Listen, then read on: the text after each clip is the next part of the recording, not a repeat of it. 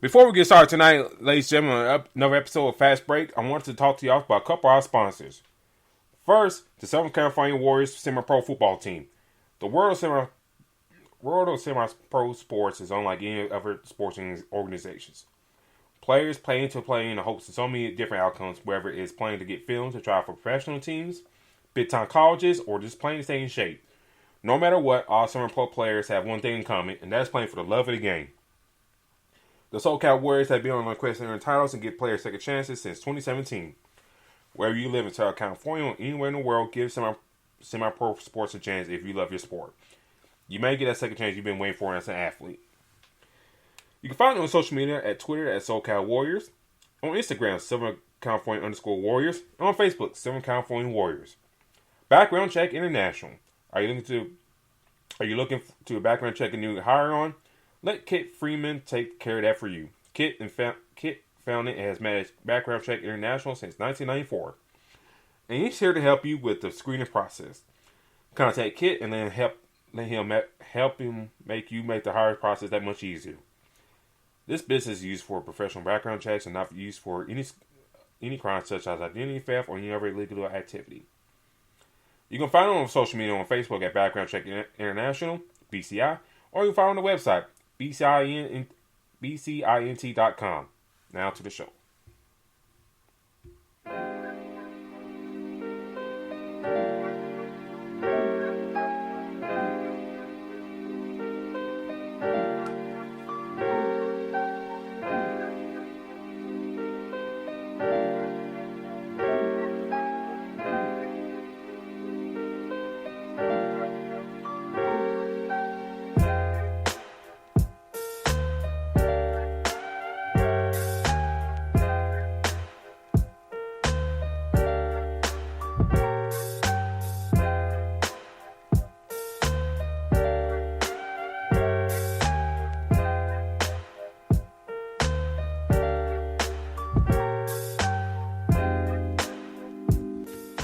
Well,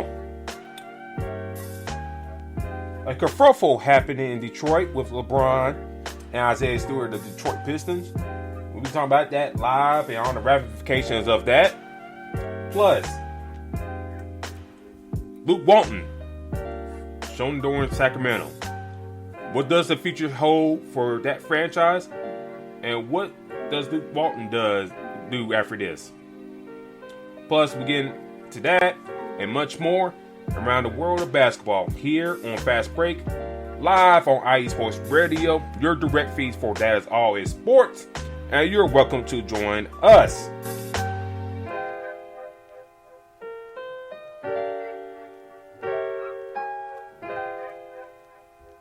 Join us as you shout tonight, ladies and gentlemen. Thank you for tuning in with us tonight. Thank you for the chat to tune in with us as well. A lot of things happening in the sports world right now. D-Lock. A lot of things happening right in NBA right now. How you doing tonight, sir? I'm doing pretty good. But, things are going pretty well. I know college football happened yesterday. Shocking news of the fact that LeBron and Isaiah Stewart going at each other, or Isaiah Stewart coming at LeBron, is big news already. And we already got some other news with another head coaching job in Sacramento. So a lot of stuff going on today, man. Very, very shocking news. Yeah, we'll stay with the Lakers and Pistons right here. I just got home from work not too long ago. I saw the message from you about 20 minutes or so ago. You said Bron ejected, and I saw the video. I said, "Oh, what happened here?" And then I look at the video, and Isaiah Stewart, fine, talented big man for Detroit, going out of LeBron. I said, "Damn, he really trying to get at this man." And then, before we got on the show, D-Lock, each passing second, the blood kept coming out. And Isaiah Stewart had LeBron dead in his eye to get at him. and like you told me, like when you thought they had the situation controlled, he just put one in, like and went and try and get at him again. Yeah, which is that was like real insane to me. Like it seemed like everything was cool, and then Braun being himself just kind of sitting in the back. We don't know what words were said specifically, but something that fired up Isaiah Stewart. Also, I think a hard foul too. But yeah, like dude, we thought it was looking at the video. It seemed like everything was cool. Yeah, even cameraman even zoomed in on Braun and thought everything was cool, trying to get little information or whatever. And then next thing you know, they had to zoom the camera back out, see Isaiah Stewart charging back at Braun. So that was a crazy minute and a half, man. Yeah, man, it's crazy. I think what's even maybe crazier to a degree, the Pistons are putting a whooping on the Lakers right now as we speak. And it sucks that incident happened, but the Lakers are getting whooped. Well, they're down by 8 right now to the Pistons, but at one point the Pistons had him in double digits. And it seemed like Carmelo's starting to get off a little bit. So yeah, the MVP so far for the Lakers season, Carmelo Anthony. But do you think? Let me ask you this: a lot of these young dudes that been coming in, I'd say at least the past 5 years, probably had maybe LeBron their favorite player of all time. Now you get into the league now, you probably play this guy at least, depending on what conference you're in, at least about 10 times. Do you think they feel differently about him now compared to, say in their adolescent years? Well, I believe so because, I think at one point, LeBron is what right now? He's 36, I believe, 35. So he's been playing since 1920. So a lot of these guys, these younger guys, they've been watching him, over time, right? They've been seeing him do a lot in the league and seeing him at his best. And at some point, yes, you are you're a big time fan. You see him do a lot of good stuff. Wow, it's crazy to see what LeBron has done. But now you get the opportunity to play against this guy and be on the same level. So now, a person that you idolize is, possibly somebody that you have to compete against a lot, and also may even be a rival of yours. So, a lot of these guys have to make that adjustment. Understand, like, you can't be on the court like, man, can I ask for your autograph and stuff like that, during the game, or be so shocked about it's him that they just change their play. So they have to focus in on what their job is, because at some point, yes, you admire the guy, you love what he's done for years, but now you're trying to do something very similar, if not better. So, Isaiah Stewart, one thing I do remember seeing a lot is the picture of Jason Tatum with LeBron. I think Jason Tatum was at his camp, or he was at some kind of, thing that LeBron was at. And clearly LeBron was a lot older than him. And now they're on the same level right now. For a few years, probably competing against each other to get to the NBA Finals. So, for me, yes, right now, you have to be able to be your own man in the sense, your own players, be your own athlete. And yes, you can admire the guy, but you got to be yourself at some point. Now, that doesn't mean that Isaiah Stewart has to come at him like that. Like I said, I think there's more history behind it. But the biggest thing to me about this whole thing is, dude, the Pistons are 4-11. Like, they should not be beating the Lakers. Yeah. So that's a big thing. I'm pretty sure at that point, LeBron has to be somewhat kind of aggravated. Temperature temps or them, they're being flared up, all of them. Somebody has to be mad. So, I'm pretty sure, during the press conference or the post conference, they'll talk about, what really happened and get more information. But yeah, man, to stick to your question, yeah, you idolize a guy like LeBron or Michael Jordan or hell, even like Adrian Peterson in the NFL. But you want to be as good or even better. I want to shout out to the chat. Shout out to Marcus Los. Great. Now, Marcus brought a good point, D-Lock. He said a lot of folks, and I forget about this sometimes, but a lot of folks read up on MJ back in the day. Like Starks, Reg, X-Man, like he mentioned here in the chat. I forgot about that. Some folks ran up on MJ, and MJ did it likewise. But I think, with LeBron, it's just like he's so protected in a sense. And like you mentioned, older and stuff like that. But even in younger years, he was so protected that you never see him get in these situations. Now I can think back to like when he was with the Miami Heat and him and not Todd Kitchen, but Nazir Muhammad, basically pushing him down, kind of trying to, challenge him and stuff like that. That Heat and Bulls, rivalry during that time. But yes, agreed. But we talked, off air a little bit before we got on the show. These young cats coming through now, and how they raise and who they listen to and stuff like that. These rappers today, stuff like that. I'm just saying, using them as an influence. They don't care about their life like that. They may be in good situations, but they push come to shove, as they feel disrespected, they gonna come holler at you. And this, what happened today. Mr. Stewart was going to try to come holler at LeBron.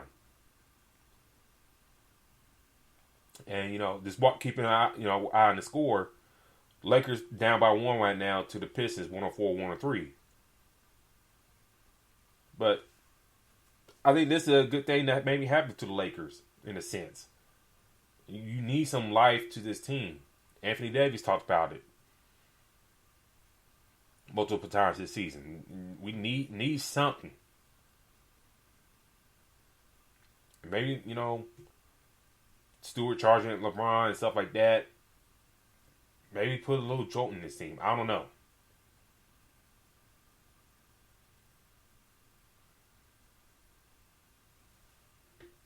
Well, for it to be that to get that rough,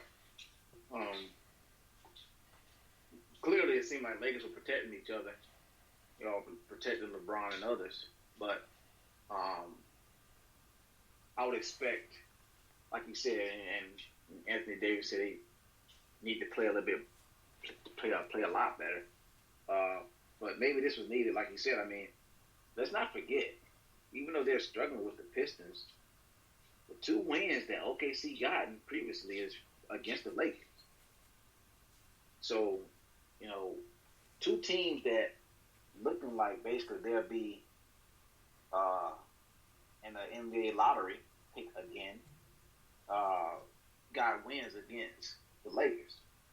So it's going to be kind of interesting how this is moving forward with them, because these teams are clearly showing they're not scared of them, which is fine.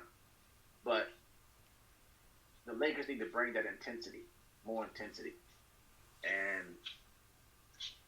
like you said, maybe this is something that was a good thing that worked, for the better moving forward. Because, Luke Walton. Let's see. I think one thing that kind of helped the Lakers in the rotation is getting Horton Tucker and Ellington back in the fold, especially Horton Tucker. which he didn't get the start tonight for whatever odd reason. I don't know why. But he's been pretty very well coming back from injury. Why he's not starting, I don't know. And Frank Vogel, he's been catching a lot of flack so far this year, D-Lock, about his rotations and stuff like that. But if the kid is coming in, so far, in his return, averaging about 20 points, 6 rebounds, about 2.5 assists, let him stay out there. Let him start. Y'all baked on him for a reason over Alex Caruso. I mean, not saying you could have kept both, but you kind of picked one or the other, and you went with this guy here. So, let the dude shine, let him start, and just go from there. But how do you see this game finishing out? Do the Pistons kind of hold on and win this game, or do the Lakers prevail and try to build something after what happened with Isaiah Stewart and LeBron? Well, I think the Lakers are going to be in a prime position. For one, it is the Pistons. But, again, every close game is going to come down to the big decision that Russ makes. Does he turn the ball over? That one pass or that, energize a bunny that can make that pass that doesn't make any type of sense. That's going to determine what happens. I like Jeremy Grant, to be honest with you. I think he's been playing. Jeremy Graham, so I think he's been playing very well. Kate Cunningham is starting to look like he's starting to get an understanding he's getting comfortable in the NBA. Mm-hmm. So, I think the Lakers should pull it out, but I think it's going to be kind of tight just because, Russ is just a one-man show a lot of the times, and it can be for the bad. But the Lakers should get this win. And speaking of that, right on time, he gets the board and turns the damn ball over. It's no, this is not, you can't make this up. Yeah. Kay Cunningham, like you mentioned, he got a triple-double tonight. I think we kind of seen, him come to his own. I thought Killian Hayes would probably be something in this league, but God, he's been kind of awful for this team. And then him and Cunningham don't really mix well when they play together. Nope, they don't. I was like, oh man, that's about as bad as me thinking Perry Jones would be an all-star, all-NBA type player in the league. Man, he flamed out. That's what I thought about Killian Hayes, but he hasn't really put it together. But do they move on from him? Because Kate Cunningham is looking promising now. Clearly, I think he's going to be. Well, we knew he didn't get drafted more. He's going to be one of the better players in the league.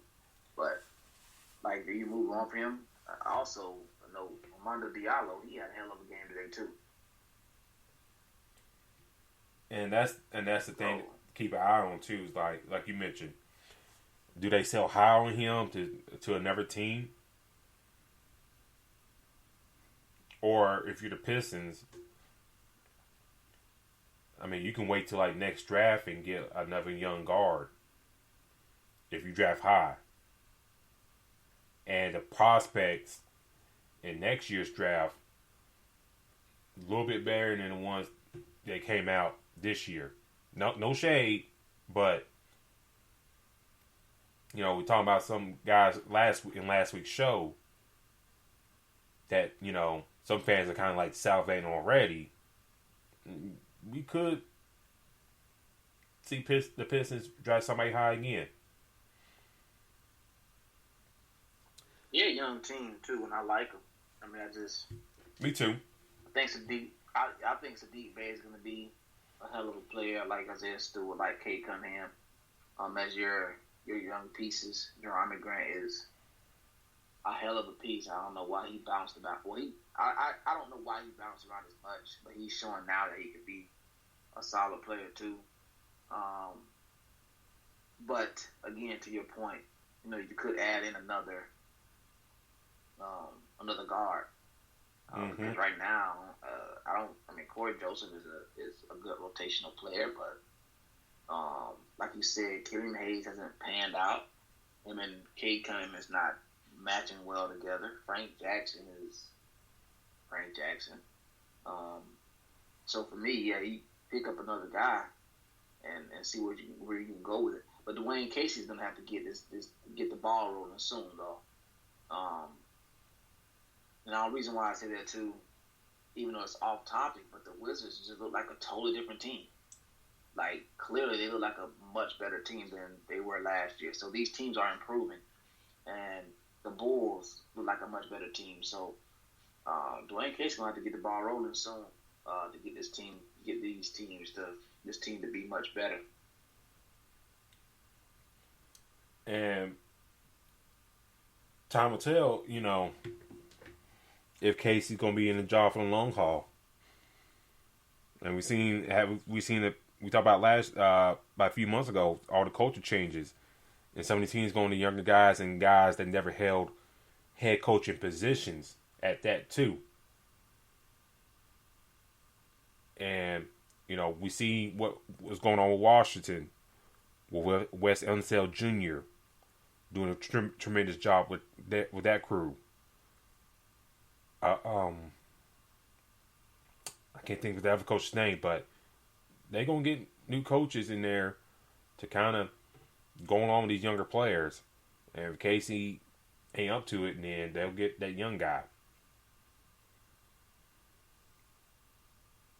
But speaking of young guys, D-Lock, Luke Walton,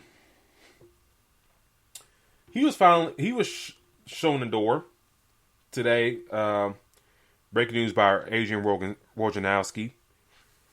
He was shown the door today by the Sacramento Kings after going on a little losing streak, and then you hear reports earlier this month by the Athletics saying that basically if Luke Walton don't turn the ship around kind of quickly, then he'll be shown the door.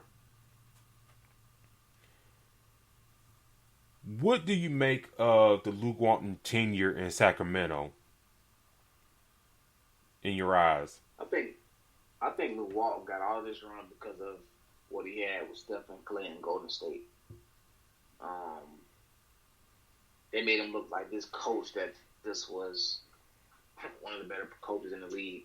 And to be honest, I never thought he was.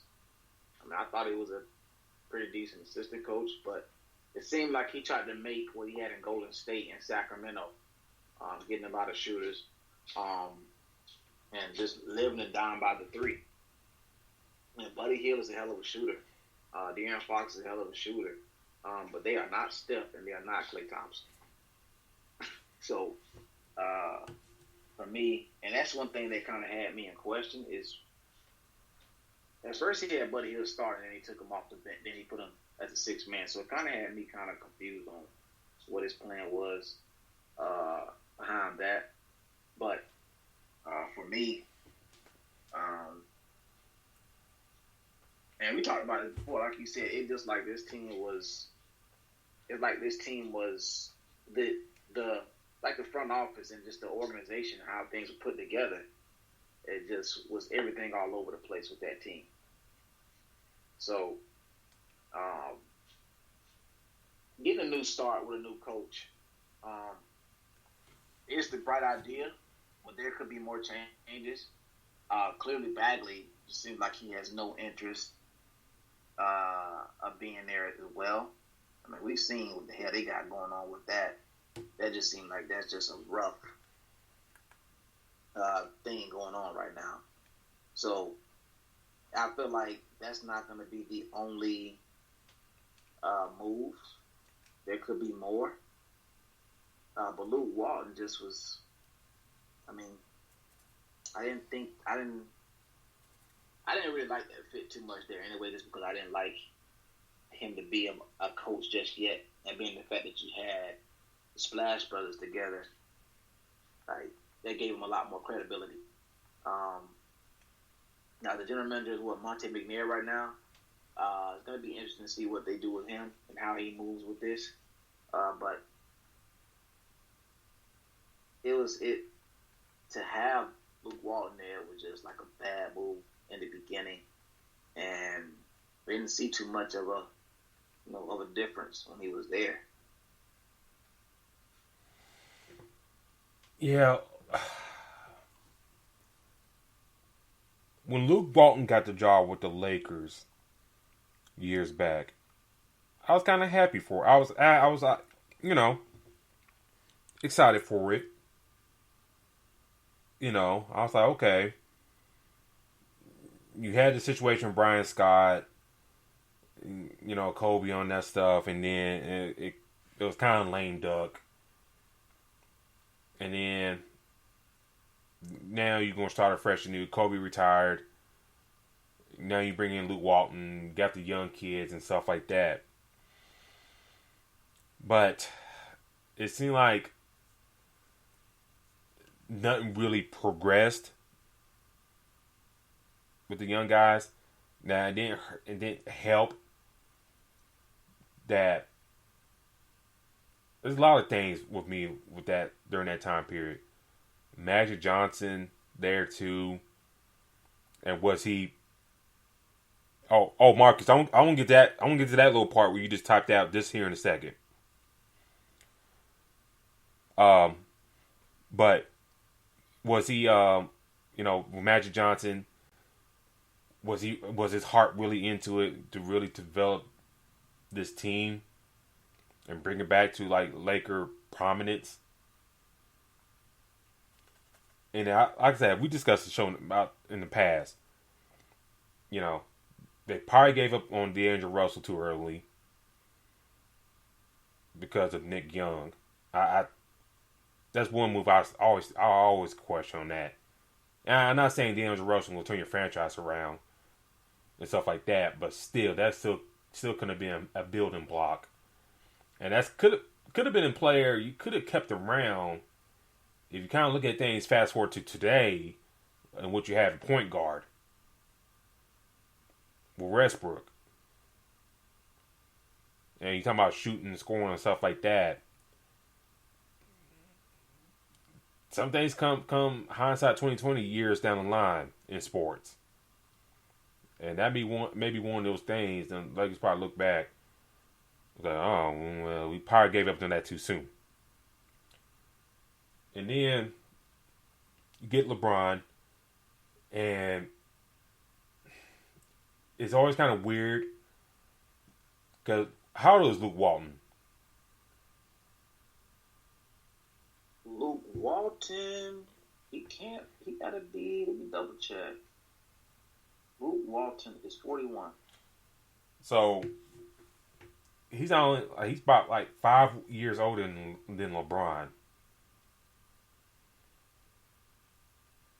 and he's always been like has been playing against LeBron ever since he's entered the league. So you had that kind of factor right there, and I think LeBron, I don't know if he respected him or not, but that didn't work well. And then he got the Sacramento job real quick because Sacramento was probably thinking, well, maybe we get something out of him. Maybe he can get that magic for us that he had in Golden State. But now you kind of look at things, it's like nothing's been really turned the corner here. The Marvin Bagley situation has been bungled from coaching and front office. We've seen reports, coming out that they have had trade offers for Bagley, but for some reason or another, Sacramento has turned him down. So who's to blame for that? And then the drafting for the past few years with this team. The glut of guards they have and the weird combination they got them playing. Buddy Hield, Davion Mitchell, Tyrese Halliburton, Darian Fox. It's just like a weird mixture of guards that Sacramento has. Let's be real, D-Lock. If I was a coach, Halliburton would be my starting point guard. He's a player that needs the ball in his hands. Yes. It don't mesh well with De'Aaron Fox in the fold. I mean, I know he can play off ball a little bit, but it just don't. It's not a great mix in terms of basketball.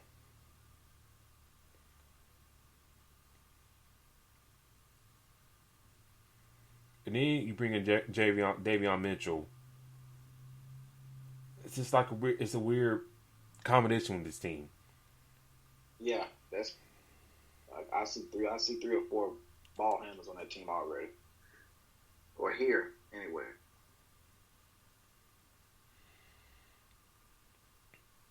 And then looking at this roster, Harrison Barnes having a solid year so far. Richaun Holmes solid year so far down low. And also another thing, the gluttonous down low too. They got a lot of gluttonous down low. Alex Lynn,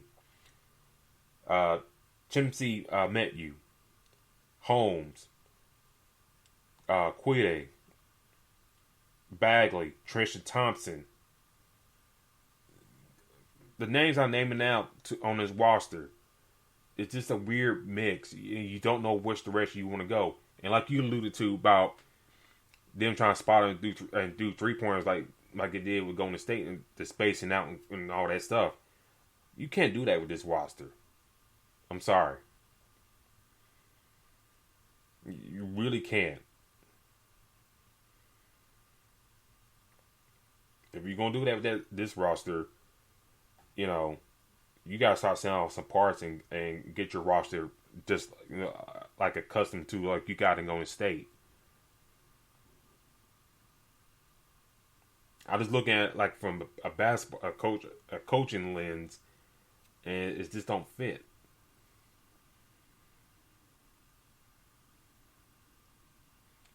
But I go back 2 years ago, and I forgot the owner's name of the Kings right now. But I don't know if you've seen this video, D-Lock. Years ago, when they drafted Nick Stauskas, and they had video of it, of the when they had to pick, and they picked Stauskas. The owner, I got his name here, Vic Randavive. He started saying Stauskas. Yeah, that's real tough. Yeah. He started saying Stauskas? Stauskas? And all the rest of the stooges in the office, Chris Mullin, Mitch Richmond, and others, start repeating Stauskas. I get the word out. Stauskas right after him. And what did Nick Stauskas do in the league? Nothing. Nope. So I always go back to that, play that video back in my mind. It's like, is the owner kind of self-sabotaging his team, fall in love with certain players?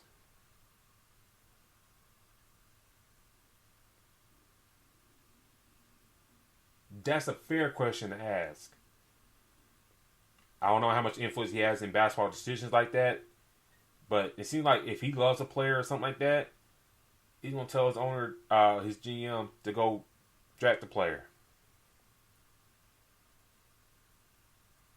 And I'm not saying ownership views don't matter, but as a general manager, you gotta have some balls to say, nah, no, sir, they ain't gonna work.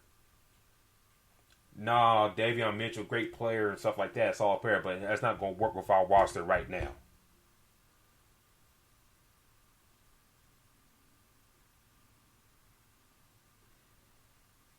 So I don't know what's going to happen in Sacramento. Everything is up in the air over there, but that's lately. Is it Me Too? Chimenzi Me Too. He's been starting at the power forward position. Mm-hmm. So I'm not sure what's going to happen over there. Harrison Barnes has been playing pretty well this year. Oh yes. I think we talked about it earlier. He started out pretty good. So De'Aaron Fox, it seems like he's still being effective, but it's just like you said, they got so many ball handlers with Tyrese Halliburton, and Davion Mitchell, who is playing outstanding here, who I honestly wanted the Magic to grab too. He's been playing good, but like you said, you got so many hands in the pot. Like you're devaluing when you're one of your star players in De'Aaron Fox. So what I mean by that is like you're taking the ball out of his hand. And he can't be, consistently effective on the court as he has been in the past. So, still playing pretty good, but it's like there's a lot more to him. So it's going to be interesting to see what happens. I don't think that's a bad job, but again, how much are they investing into being a really good team? How much is that front office invested into being a playoff contending team is the question.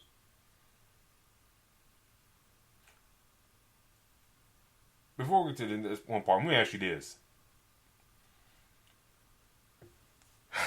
Do you think the Kings stay in Sacramento for long?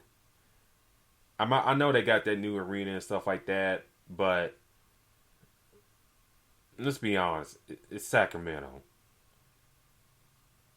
And I think if the league want to kind of maximize its profitability, I'll move that team to Vegas.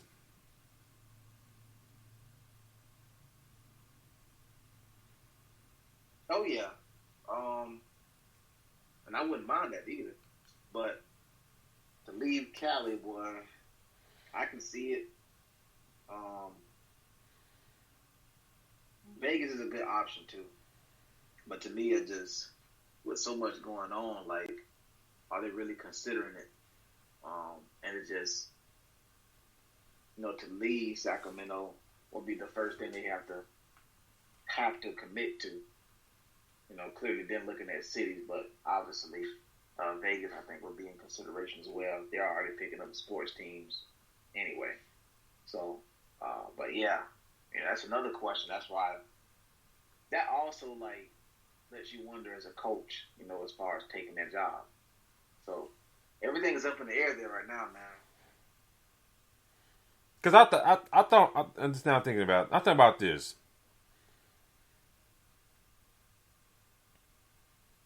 When I watched the Raiders and Chiefs game last Sunday, you saw a lot of Chiefs fans there.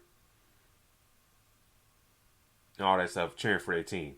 And we know Vegas is like a tourist attraction, tops in the U.S., probably in the world. I don't have those numbers in front of me. Why not? I mean, they ain't going to make the playoffs this year unless they take a big turnaround. Why not maximize your team to the best of its ability and move elsewhere? You get different fan teams that come in and watch your team play. You'll sell out to the arena. If your team wins, damn they do, damn they don't. But hey, you making money regardless. And now some people probably bring up, well, what about Seattle? They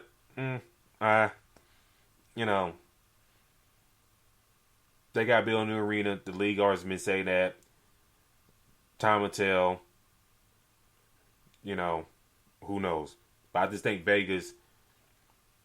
Sacramento is just, it's like a dead duck situation.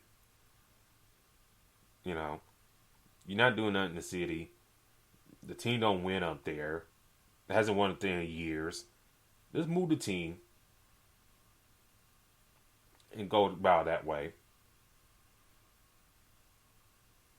But let me ask you this.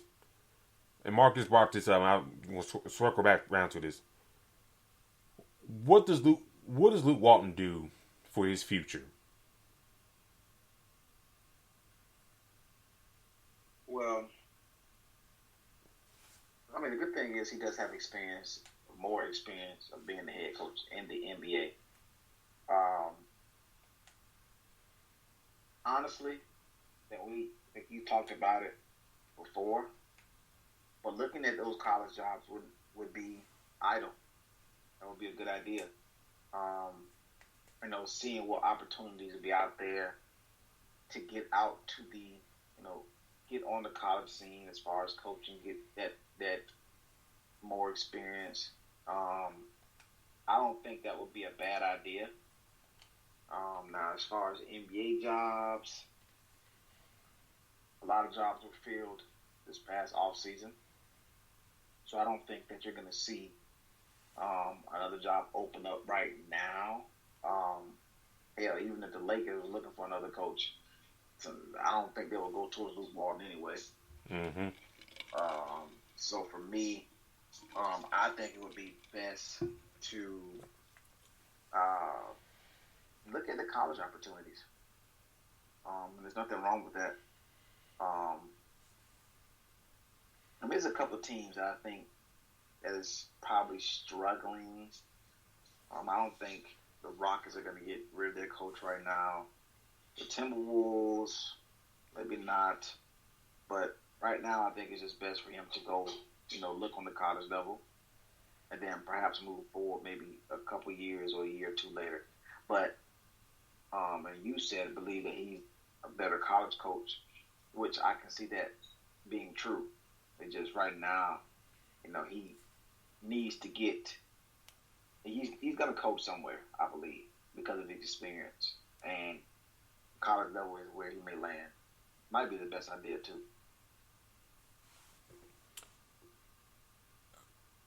When the last NBA lockout happened, I don't know if you knew this or not, but he took a job as an assistant coach at Memphis under Josh Pastner until, the league came together and all that stuff. I don't know if people remember that or not.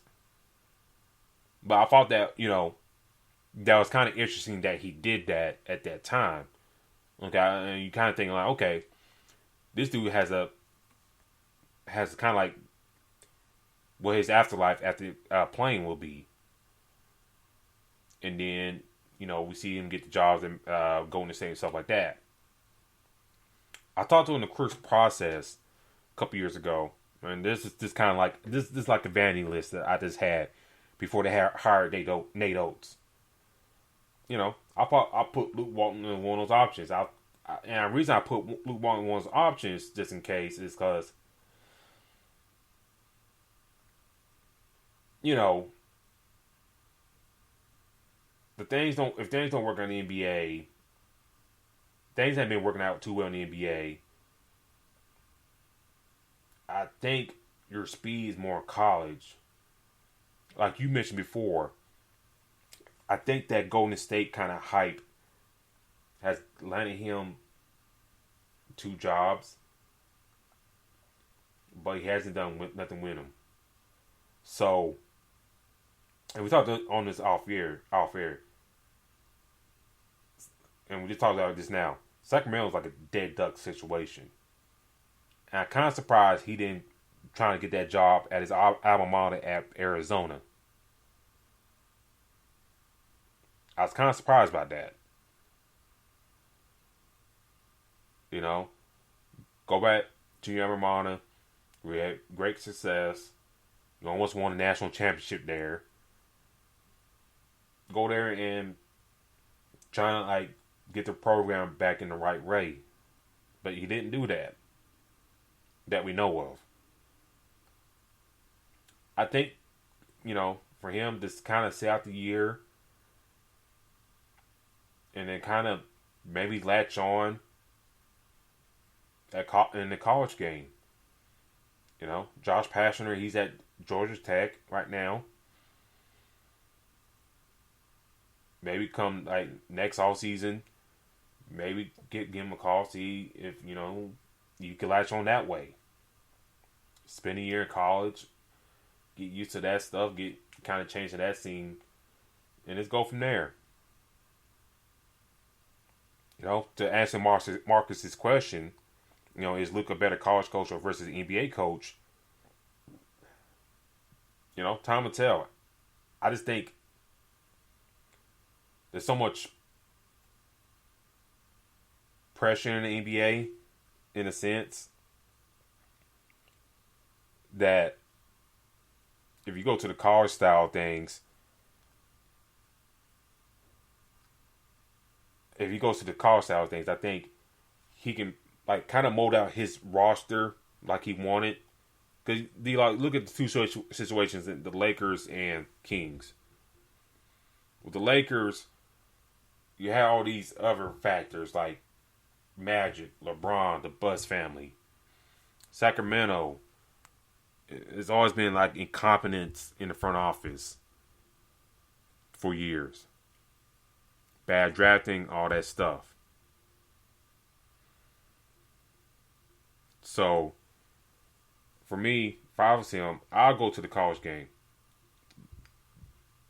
Just go there for a year, maybe 2. You still get your money for Sacramento. You made good money from the league, so your pockets ain't hurting. Spend a couple years there under the college level, and then recruit your ass off too. If you go that way, that's a big thing, and just go from there. We seen like former NBA coaches transition to the college game when things kind of dry up. We seen it with Avery Johnson down in Alabama, Mike Woodson at Indiana, Juwan Howard, Michigan. I feel like I'm missing out a few folks. But you get my point. Go there. Go to the college game. See what you do. But yes. But with D-Lock, one thing I don't want to see him do, if he goes to the college game, stay there for a couple years, I don't want to see him get a high-profile job.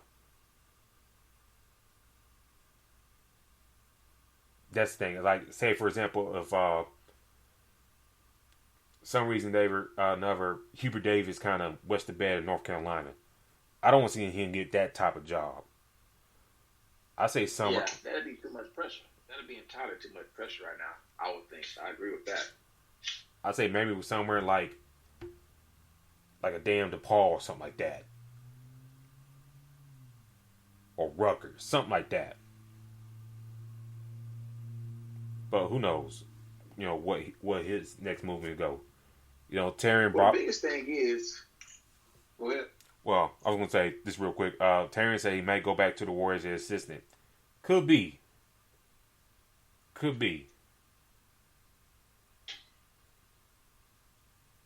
Well, the big thing is with these coaches, they have these head coaches' jobs is a lot of the time it's their egos to where they don't want to take, these jobs at smaller schools sometimes or smaller destinations just because of the name and what they've done already.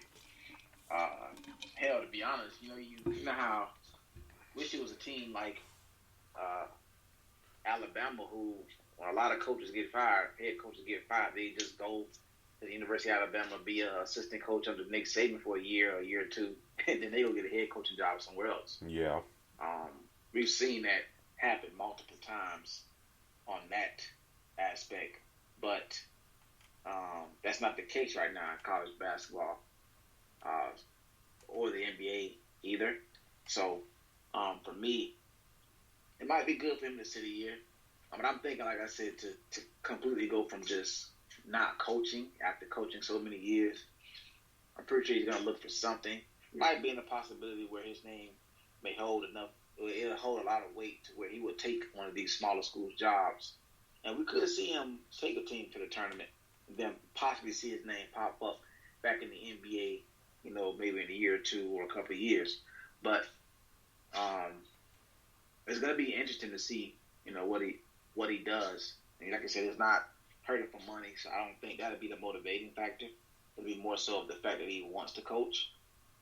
But again, I think that he should go somewhere and kind of learn a little bit more. So not necessarily be a head coach somewhere so quick. Possibly another assistant somewhere, and just sit and learn a little bit more. Because clearly the resume of being with the Golden State Warriors is going to get him far still.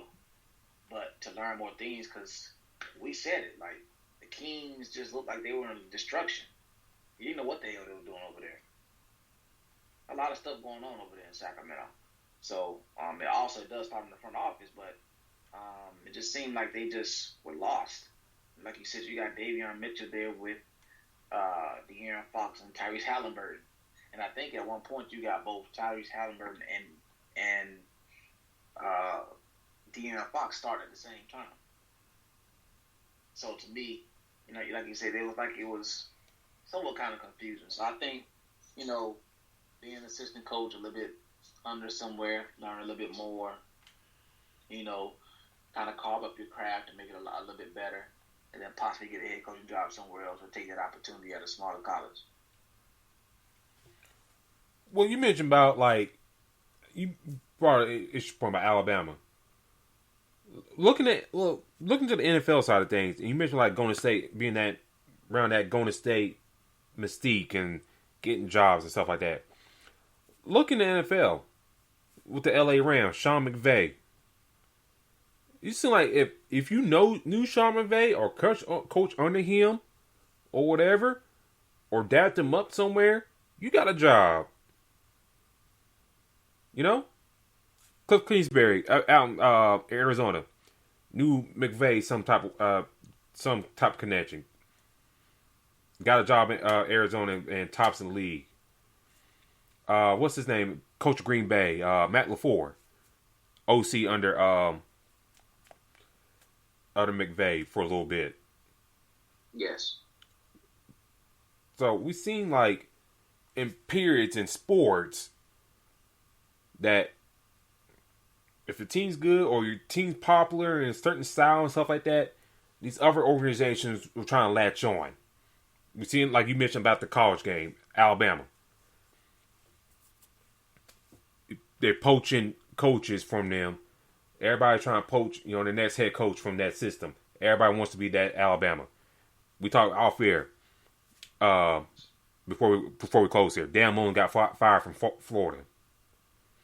That man probably be crawling back to Tuscaloosa under Nick Saban. Stay there for a year or two, probably get another job elsewhere. Mel Tucker used to be like an assistant under Saban. Of course, went to Georgia, but that Saban mystique on there. So, to Tarian's point, does he go back to the Warriors? Could be. But it wouldn't be a bad idea. Honestly, it wouldn't. I had to recircle around and think about it, and that honestly wouldn't be a bad idea at all. But again, now you have to swallow that pride and the ego and understand, okay, I'm not going to be a head coach this year or next couple of years. Let me go sit under someone, learn a little bit more, and also help a team win from a different, area and move on, which is going to be something that let me see if he can do. So, yeah. I don't know. We'll see what happens with Luke Walton. Like I say, his pockets ain't hurting. He still lives in the West Coast. So, all things, considered, it's good for him at the moment. But thank you for tuning in tonight, ladies and gentlemen. This has been our show. And thank you for tuning in the chat or you just listening. Thank you for tuning in with us. D-Lock, how can people find you on social media? You guys can definitely find me at Black-813. Black, the word dash, 813, Tampa area code. Definitely be talking about right now what's the move with the University of Florida. Try to figure out what's going to be the next coach who we could be looking at. As a couple of names they're already saying right now, a couple of whispers. So I will be talking about that. Also, the Bucks play tomorrow, so I will be nervous tomorrow. I'll be tweeting about that tomorrow as well. Let them know where they can find you at, man, and other podcasts you on. You can find me on Twitter at Spawn4288. That is Spawn4288. Also, do follow the show on Twitter as well. Fastbreak at IESR. That is Fastbreak IESR. Also, I do want to shout out our fan of the month here on IE Sports Radio. Turn band Patriot. Big time Patriot fan. Big time Boston sports fan. So we do want to shout out Turn band Patriot for our fan of the month here on IE Sports Radio. And if you want more information on Turn band Patriot, please do visit the website at iesportsradio.com. You can catch this show and the playback of the rest of the shows here on this network. We're going live on all 32 NFL major markets, so please do check us out. And shout out to everybody in the chat. Shout out to Marcus, shout out to Terry in the chat. I can't wait for Marcus' show on Wednesday. He's going to talk about that Porter and Crawford fight. I can't wait for that. But until next week, ladies and gentlemen, we're back talking more about the world of basketball. From preps to pros. But until then, we're out, baby. All right, peace.